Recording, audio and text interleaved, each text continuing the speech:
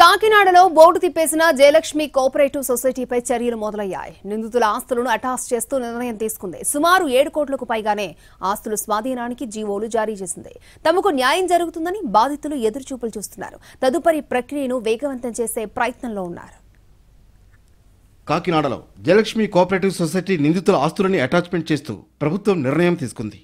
అధిక వడ్డీలు ఆశ చూపి కోట్లాది రూపాయల డిపాజిట్లు వసూలు చేసి బోర్డు తిప్పేసింది జయలక్ష్మి బ్యాంక్. ప్రభుత్వం ఈ కేసును సిబిసిఐడికి అప్పగించింది. విచారణ ఏళ్ల తరబడి నుంచి కొనసాగుతోంది. ఈ స్కామ్కు ప్రధాన సూత్రధారులను అరెస్టు చేసి ఛార్జ్షీట్ దాఖలు చేశారు.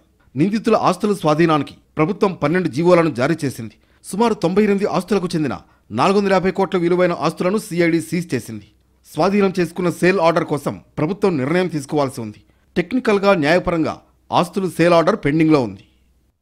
కాకినాడ రూరల్ సర్పవరం ప్రధాన కేంద్రంగా 1999లో Jayalakshmi mutually aided multipurpose cooperative సొసైటీని ఏర్పాటు చేశారు. దీనికి చైర్మన్గా సీతారామాంజనేయులు, వైస్ చైర్మన్గా అతని భార్య విశాలాక్షి ఉన్నారు. ఉమ్మడి తూర్పుగోదావరి, పశ్చిమ గోదావరి, కృష్ణా, గుంటూరు, విశాఖ జిల్లాల్లో 29 బ్రాంచీలు ఉన్నాయి. దాదాపు 19,000 మంది నుంచి 4,580 కోట్ల డిపాజిట్లు సేకరించారు.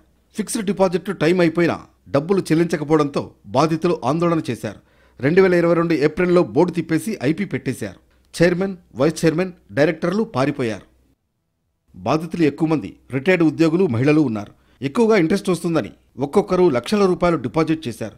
ఇప్పుడు వాళ్లందరూ తమకు వడ్డీ సంగతేమో కానీ అసలు ఇప్పిస్తే చాలు అని మొత్తుకుంటున్నారు. నిందితులు మాత్రం నోరు మెదపడం లేదు. బినామీలకు డిపాజిట్లు మొత్తం డైవర్ట్ చేశారు. అర్హత లేని వాళ్లకు కూడా కోట్ల రూపాయల లోన్లు ఇప్పించారు. ఆ తర్వాత వాటిని తమకు నచ్చిన విధంగా పంచుకున్నారు. బాధితులకు ఏళ్ల తరబడి చుక్కలు చూపించారు. సొసైటీ సొమ్ములతో కొన్న ఆస్తులు మొత్తం స్వాధీనం చేసుకోవాల్సిన అవసరం ఉంది. అలా చేస్తేనే డిపాజిట్లు కట్టిన వారి డబ్బులు రిటర్న్ ఇవ్వడానికి అవకాశం ఉంటుంది. పాత పాలక వర్గం మొత్తం ఊచలు లెక్క పెడుతోంది. చాలా చోట్ల ఆస్తులు తమ బంధువుల ద్వారా కూడా కొనుగోలు చేశారు. దానిపై కూడా విచారణ జరుగుతోంది. పూర్తి స్థాయిలో నివేదికలు సిద్ధం చేస్తున్నారు. మొత్తానికి జయలక్ష్మి సొసైటీ డిపాజిట్లతో కొన్న ఆస్తులను ఒక్కొక్కటిగా సీజ్ చేస్తున్నారు అధికారులు. దీనికి సంబంధించి ప్రభుత్వం జీవోలు కూడా విడుదల చేసింది. సేల్ ఆర్డర్పై స్పష్టమైన నిర్ణయం తీసుకుంటే వాటి ద్వారా ఆదాయం వస్తుంది. దానికి అనుగుణంగా బాధితులకు డిపాజిట్లు రిటర్న్ ఇచ్చే ఛాన్స్ ఉంటుంది.